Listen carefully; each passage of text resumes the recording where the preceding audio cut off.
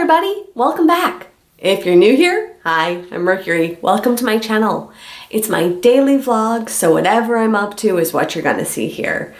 And today I'm home, but I figured this would be a great opportunity to give an update on my temperature blanket. So if you've been with me for a little while, you know that at the beginning of the year, so January 1st, I started a project of a temperature blanket. And the way that it works is every day I make a new floral piece that I'm crocheting. And they will each get attached in sequence, and it'll be a representation of the high temperatures in the New York City area for the year 2022. So you might recall I made this little code key, and this is basically the key to what color equals what temperature. So I started out cold in the blues, so it was under 9 degrees, 10 to 19, 20 to 29, 30 to 39, and so on and so forth. So when I started this out, we were very much in the blues. I never got under 9 degrees. It was never quite that cold. But recently, I've been getting more into the purples and pinks. So we'll see. We'll see how high it gets. And just as a reminder, this is an example of one of the floral pieces that I've been making. So the way that this works, it has the center, and I'm alternating in beige and black. And then the outer rim is the color representation of the temperature. So let me lay it out and show you what I've done so far. So I have laid out my temperature blanket, and so far, this is what we got. So this is January, February, and some of March is probably all attached, laid out there. Then you'll see I have these two piles. I need to continue attaching those. So these piles are in order, and they represent probably all of the month of April that I need to attach. I finished off the last one I made is this one, and that is April 30th.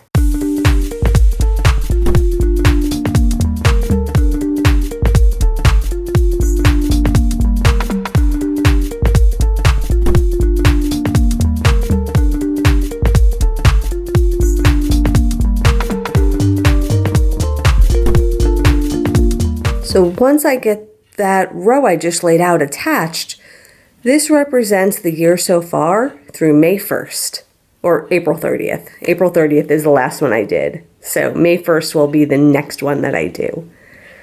But yeah, we're coming along. Very, very interesting to see the color representation of the temperature this year. And also, it's getting kind of late, so I'm not gonna work on attaching these right this second, but I do want to show you the method I've been using to attach them. So you could see I've been doing sort of like a perimeter where I'm going up and down and back to attach them. And basically what you're looking at is, like, let's start here, for example. I would go into this piece here, and then I would do 2 chains to get me to this one, and I would attach it here, and I would also do a slip stitch into this petal to pull it together. Then I would do a chain of 2 and then do a slip stitch to this petal, then a chain of 2 and a slip stitch into this petal, and a slip stitch into the purple petal to bring them together. Again, another chain of 2 to this petal, and then a slip stitch into the purple petal. So basically, you could see like 2 petals get connected, right? And then 2 chains in between each petal as I go along. And then here, same thing. And then these connect to the ones next to it. If we were gonna go back to the beginning here, and this is what I'm up to. See, this piece isn't attached, this piece is. I would start here at this particular petal, and I would attach it here. I would do a chain 2 and go to this petal and a slip stitch to this petal. I would do a chain 2 and slip stitch here, and a chain 2 and a slip stitch here, and then I would do a chain 2 and a slip stitch here, and then also a slip stitch here attaching it to this purple, and then another chain 2, and that would go to here, and then this also would slip stitch into this purple. So basically 2 chains between each petal and a slip stitch to attach them to each other. And that's how it's been going. So yeah, I've been doing the florals. I've been working on these because I did get a little bit behind. So it's like I travel and then I'm not doing them while I'm away, and then I come back and I have to look up the temperature and pull it together. So I will say I'm not able to keep up with this real time. Like, just I get so busy and then I have to spend time catching up. So I was catching up on just making all of these. So this is what I was up to. And now I don't want to fall behind on any more of those, but I also need to attach these now.